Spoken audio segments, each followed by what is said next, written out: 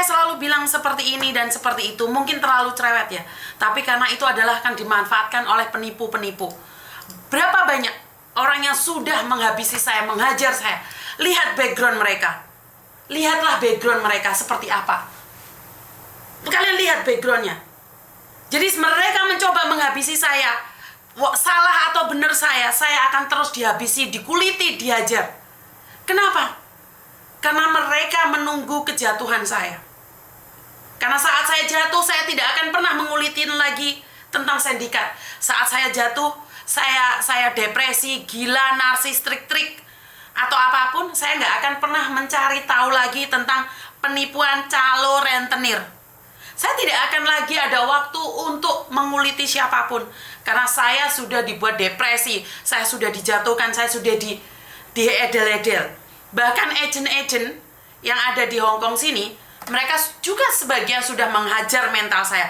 Padahal secara nyata mereka yang meminta uang kepada para pekerja migran yang ada di Hong Kong sini dengan dalih apapun.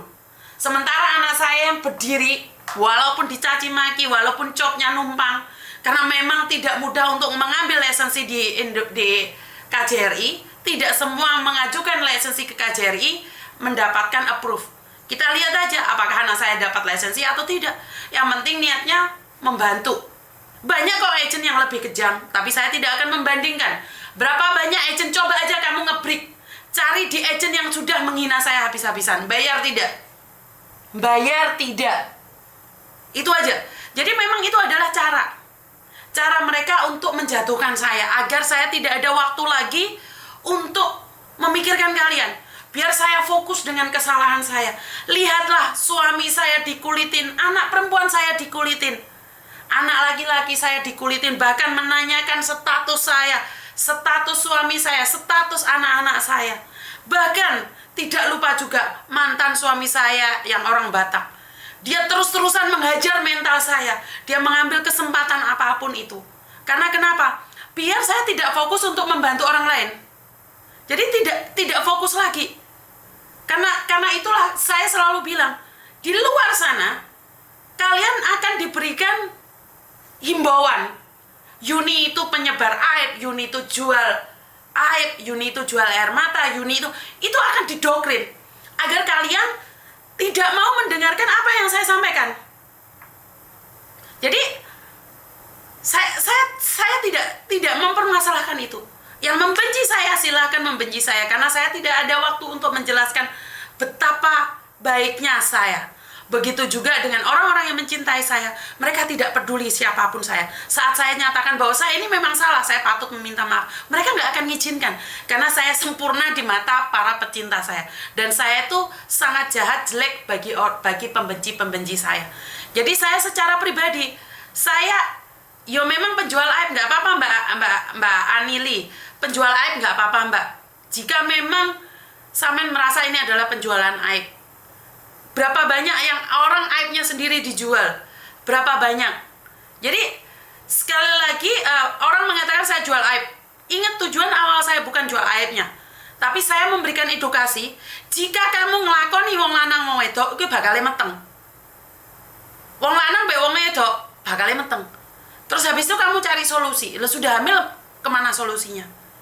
Terus kamu part-time ngumbah manuk. Kamu ceritakan di saya, ya jual aib.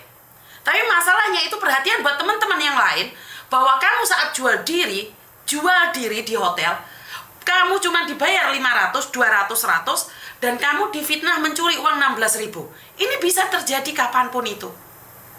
Jadi kalau kamu bilang itu jual aib, ya, tapi ambil posisi positifnya. Dengan begitu teman-teman yang saat ini ingin mencari ceperan, berpikir. Jadi tujuannya apa? Bukan tujuannya untuk aibnya, tapi ini pembelajaran buat orang lain. Bener gak?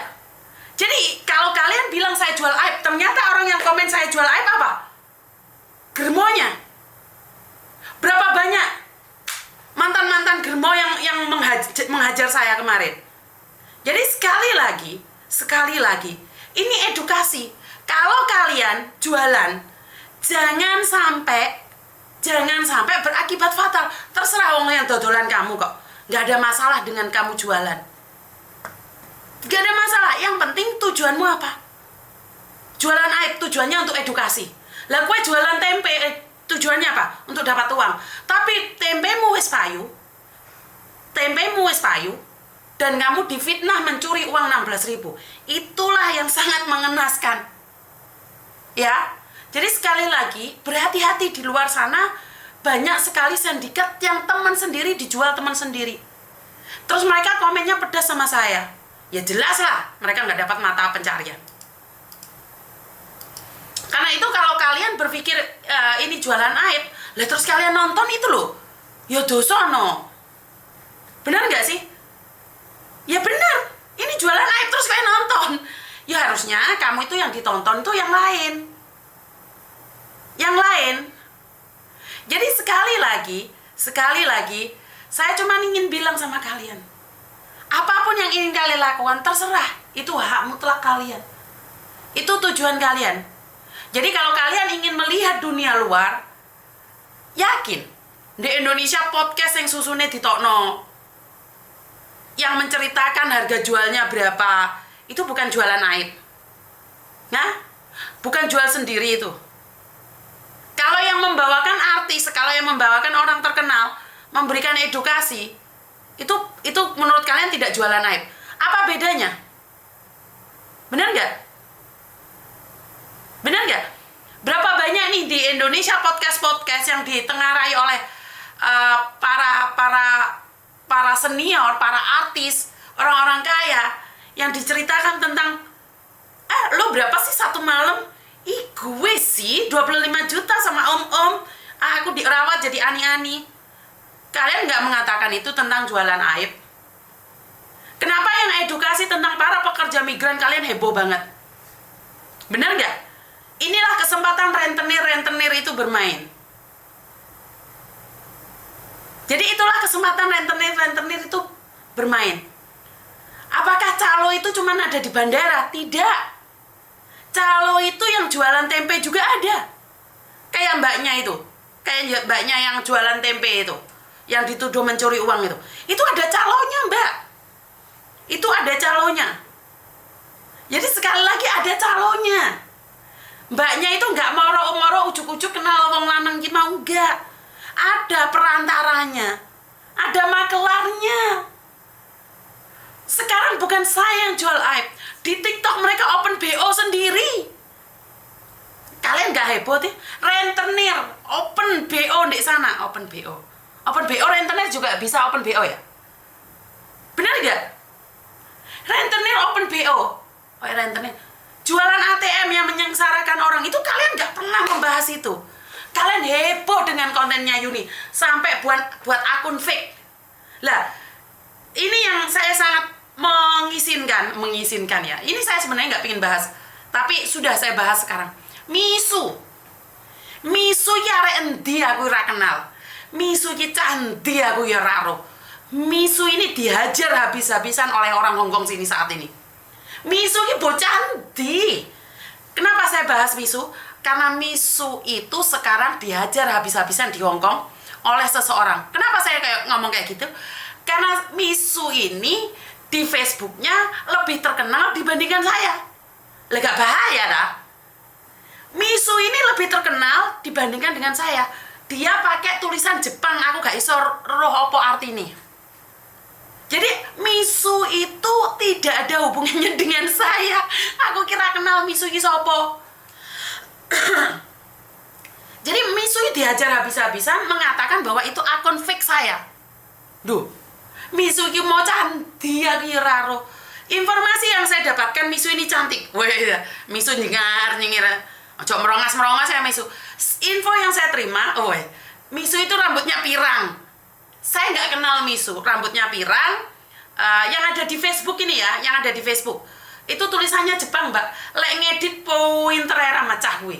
Tak kira ki arek Hongkong tiba arek ndek Jepang belajar kuliah di sastra. Lha kowe iki ngopo Misu mendino ndeloki aku? Wong kuwi kuliahmu ndek Jepang, ndek sastra. Hah? Jadi Misu hari ini tuh dihajar habis-habisan. Setelah saya dihajar habis-habisan, anak-anak saya, suami saya dihajar habis-habisan. Setelah anak-anak saya nggak kena, Weni wis entek resik sampai batuk-batuk klimis. Genti Wahyu sing dihajar. Mari Wahyu dihajar, Wahyu ngepot-ngepot. Saiki misu.